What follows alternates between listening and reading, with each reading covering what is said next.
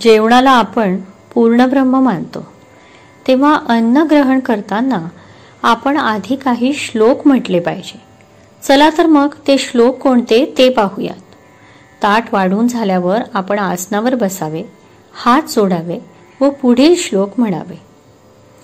धुवा हात पाय चला भोजनाला, बसा नीट येथे तुम्ही मांडी घाला. नका मागू काही अधाशीपणाने, नका टाकू काही करा स्वच्छ पाने.